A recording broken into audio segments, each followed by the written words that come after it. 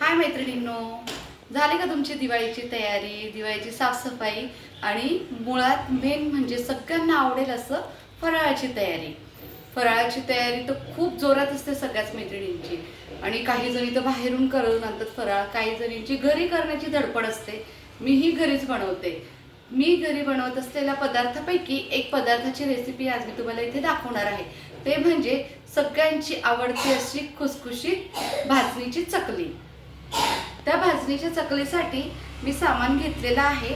इथे माझ्या ह्या 2 वाटी तांदूळ आहेत. त्याच वाटीने मोजून मी घेतलेली आहे मुगाची डाळ, त्यानंतर घेतली आहे हरभऱ्याची डाळ, 1 वाटी उडीद डाळ आणि 1 वाटी पोहे. ह्या सर्व डाळी आणि तांदूळ हे मी काल भिजवल्यानंतर निथरून वाळत ठेवलेले होते. रात्रभर ते छान सुकू दिलेले आहेत आणि आता मी ते भाजायला घेणार आहेत. पोहे मात्र ओले केलेले नाही, पोहे कोरडेच आहे, छान स्वच्छ गाळून घेतलेले आहेत आणि आता आपण हे भाजायला घेऊयात. चला तर करूया सुरुवात आपण. इथे आता आपण पहिले तांदूळ भाजून घेऊयात. गॅस आपला मध्यम फ्लेमवरती ठेवायचा आहे. मध्यम आचेवरती गॅस ठेवून आपण आपले तांदूळ भाजायला सुरुवात करूया.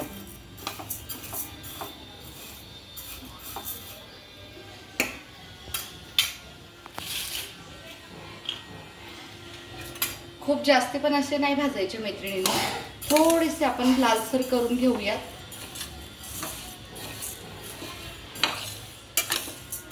फराळ म्हटला की सगळ्याच महिलांची उत्सुकता वाढलेली असते. मैत्रिणी वगैरे एकमेकीला विचारत असतात, तू काय बनवलं, मी काय बनवणार. सगळं आपण ह्या निमित्ताने एकमेकींना शेअर करत असतो, एकमेकींच्या रेसिपीज आपण विचारत असतो आणि प्रत्येकाच्या रेसिपीमध्ये काही ना काहीतरी चेंज असतातच. आता आपण हे आपले तांदूळ छान पद्धतीने भाजून घेऊयात. याच्यामध्ये तांदूळ आपण रेशनचा घेतला तर रेशनच्या तांदळामुळे चकली अजून छान होते. काही जण याच्यामध्ये आवडीप्रमाणे साबुदाणा सुद्धा घालतात. प्रमाण फक्त आपलं अचूक आणि व्यवस्थित असलं पाहिजे, म्हणजे आपली भाजणी जी आहे ती चुकत नाही आणि चकली सुद्धा आपली एकदम खुसखुशीत खमंग होते, खायला अगदी चवदार लागते. बघा इथे तांदळाचा कलर थोडा चेंज होत चाललेला आहे.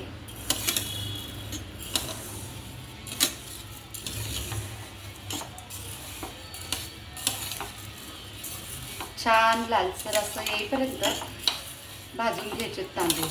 जसं आपण तांदूळ भाजतो तसं त्याचा वास आपल्याला सुगंध इथे येत आहे. अशा पद्धतीने आता आपले तांदूळ छान लालसर झालेले आहेत. आता आपण हे काढून घेऊयात.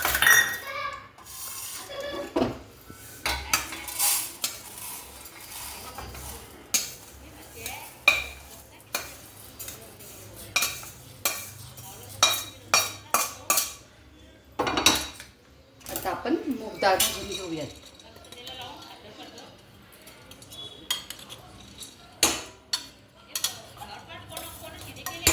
डाळी सुकवताना शक्यतो उन्हामध्ये न सुकवता फॅन खाली सुकवाव्या, म्हणजे त्या अतिप्रमाणात कडक होत नाही.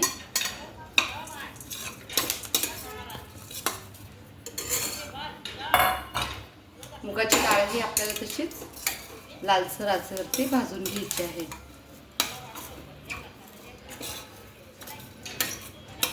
जसं आपण डाळी भाजतो तशी ती सुट्टी मोकळी होत जाते छान आणि तिचाही खमंग इथे येत आहे.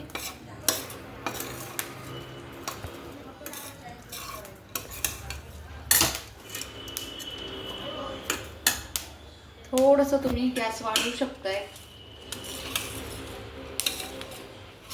हे आता आपण तांदळासारखंच लालसर भाजून घेऊया. आपली डाळ ही छानशी भाजत आलेली आहे, छान लालसर डाळ आपली झालेली आहे. आपण डाळ आता ही काढून घेऊयात.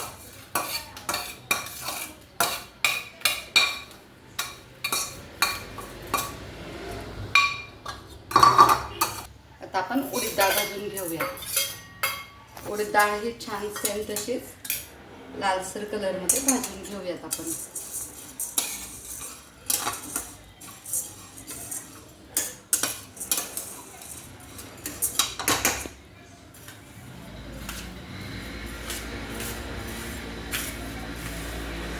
डाळ हे आपल्या आता भाजत आलेली आहे. आता आपण ही फक्त पूर्वतयारी करून ठेवत आहोत मैत्रिणींना. आज छान डाळी वगैरे भाजून त्याचं पीठ मी तयार करून ठेवणार आणि चकली मी उद्याला करणार. कारण डाळी गरम असतील, ते थंड होण्यासाठी वेळ लागतो आणि पुन्हा नंतर पीठ दळल्यानंतर पीठही गरम असतं, त्यामुळे तेही गार होण्यासाठी वेळ लागतो. त्यामुळे आपण ही फक्त पूर्वतयारी करीत आहोत.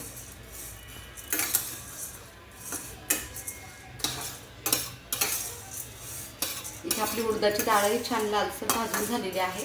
आपण आता डाळही काढून घेणार आहोत. तर आपण इथं पोहे टाकणार आहोत. पोहे लालसर रंगावरतीच भाजायची आहे. पोहे पातळ असल्यामुळे पोहे पटकन भाजली जातात. बघू शकतात तुम्ही इथे. एवढ्या छान सगळे आपल्या डाळी मिक्स झाल्यानंतर, डाळ तांदूळ मिक्स झाल्यानंतर बघू शकता तुम्ही किती छान दिसतं इथे. आणि याचा सुगंधही इथे खूप छान येत आहे मैत्रिणींनो.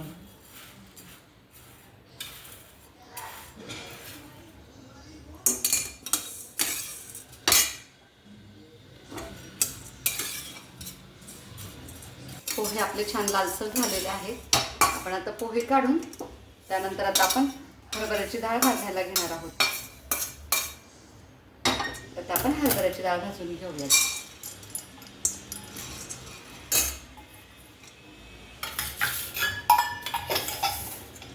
हरभऱ्याची डाळ तशी छान लालसर भाजून घेऊयात.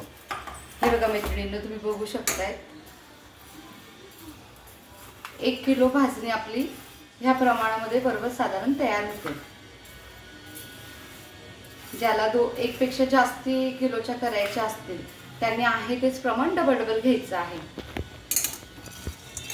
प्रमाण व्यवस्थित असलं की आपली चकली ही तुटणार नाही आणि छान तयार होईल. कारण भाजणी व्यवस्थित असली ना मैत्रिणींनो, तर आपली चकली छान होते. हरभऱ्याच्या डाळीचाही कलर आता इथे बदलत चाललेला आहे. छान लालसर डाळ झालेली आहे आपली इथे, बघू शकता तुम्ही. तर ही डाळ मी काढून घेणार.